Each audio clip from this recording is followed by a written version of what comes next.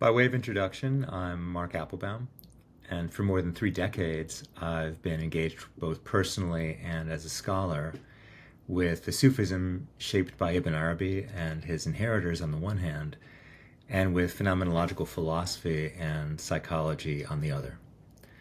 With my friend and colleague, Dr. Hussein, I'm excited to kick off a dialogue about the names of God in Islamic tradition, the Asma al-Husna, and what I hope to contribute, to whatever degree I can, are insights from a perspective based on the phenomenology of Edmund Husserl, Maurice Merleau-Ponty, and others, and from the perspective of someone who's been personally engaged with an Akbari approach to meditative practice, zikr, and ethical work, tahalluk.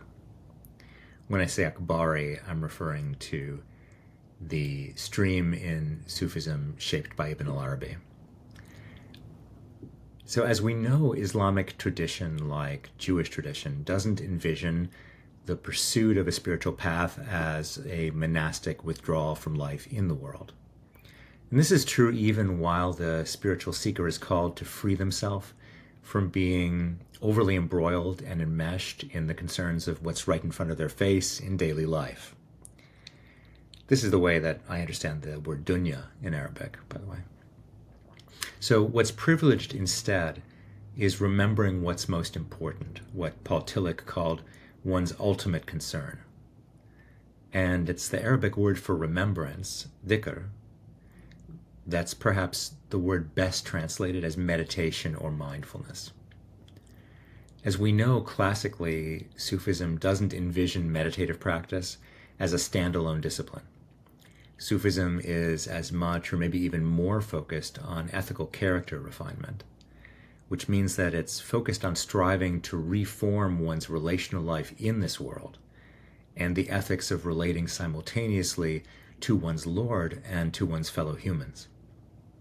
And one of the core principles of Akbari Sufism that was communicated to me early on back in the 90s was that anything that can be known about the cosmos can be discovered and verified within oneself as a human. Let me say that again. Anything that can be known about the cosmos can be discovered and verified within oneself or through oneself as a human. There's a lot packed into that idea, but for now I'll just say that this view that we can understand the world through the signs that are given in ourselves really bridges well with phenomenology.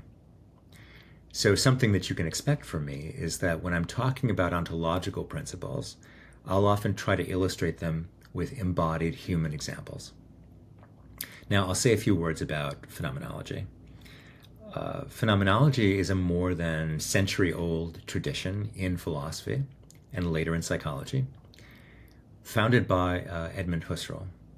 The word phenomenon in Greek comes from a root that means appearing or bringing to light or shining forth. And as an approach to inquiry, phenomenology emphasizes returning to immediate contact in the here and now with the things themselves as they're given to consciousness. Phenomenology wants to attend carefully to lived experience and clarify in an essential way how others are present to me, how the world gives itself to me, and how I'm present to myself.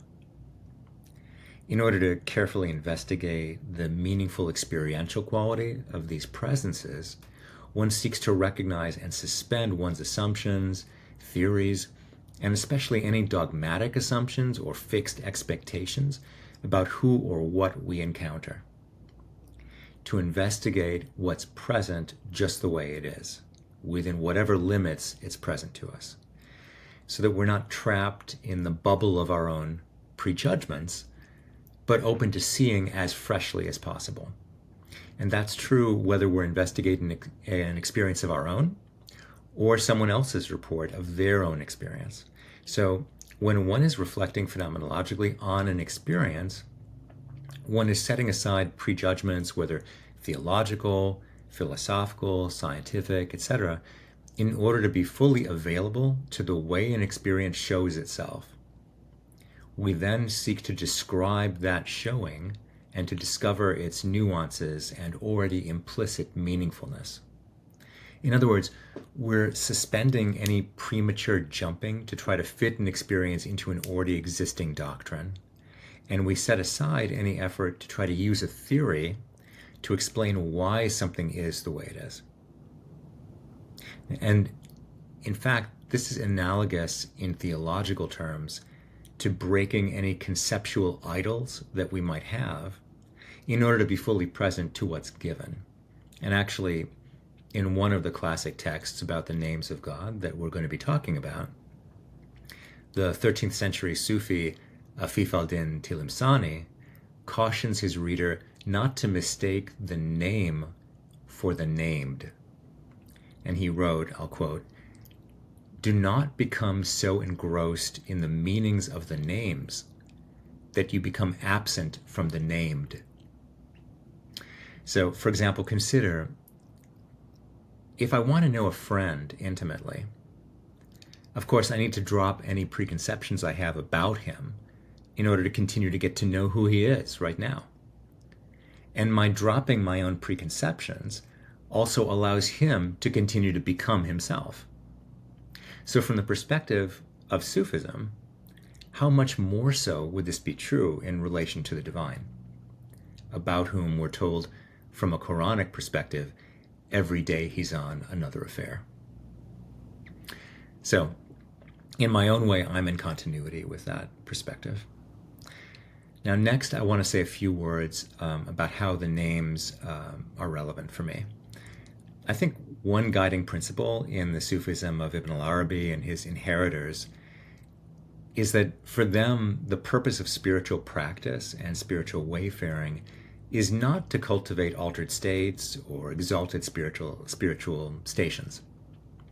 Instead, the purpose is for each seeker to actualize as fully as is possible for him or her the reality of divine oneness, tawhid.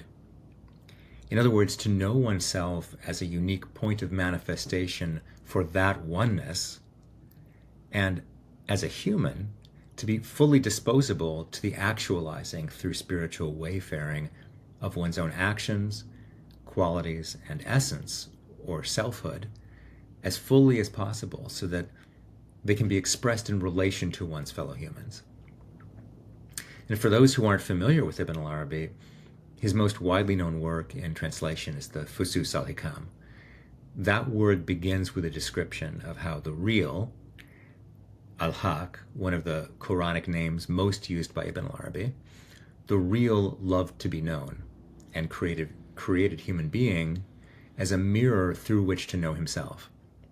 Specifically, Ibn al-Arabi writes that, quote, "The real wanted to see the essences of his beautiful names, or to put it another way, to see his own essence." That's Ibn al-Arabi.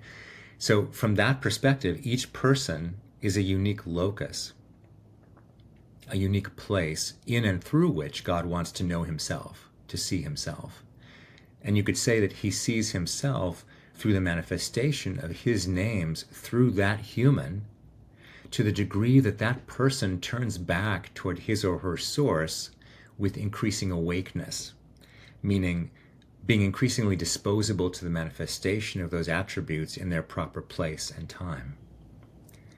And as a result, the Sufis say that cleaning the rust from the mirror that they are, so that the person is capable of serving as an increasingly full reflection of the attributes with which they've been endowed.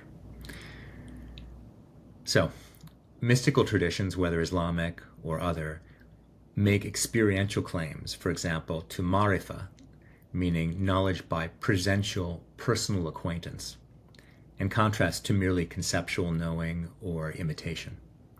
And what phenomenology brings to the table is a unique way of reading reports of people's experiences in spiritual wayfaring, whether pre-modern or contemporary, and investigating those sources as potentially descriptive of experience and seeking to understand their essential structures. Phenomenological researchers do this in part by bracketing theological truth claims. Bracketing does not mean trying to negate people's beliefs. Instead, it means that the phenomenologist suspends their own preconceptions, as well as setting to one side any theological assumptions and commitments, in order to understand the report of a religious experience as phenomenally meaningful for the person who lived it, and unfold that meaning as it was given to them. So we abstain from jumping to doctrine in order to try to validate or invalidate those meanings. And maybe even more importantly, as phenomenologists, we abstain from any doctrinal commitments that would restrict our freedom of exploration and interpretive discovery to merely what's permitted within a particular creedal perspective. So what a phenomenological and hermeneutic approach to experiences of the names would mean is adopting an attitude of open inquiry in relation to what the Sufis or Orthodox Christians like Dionysius, or Kabbalists like Abulafia, or others say about God's names. And I'll pause there for now, looking forward to the conversation.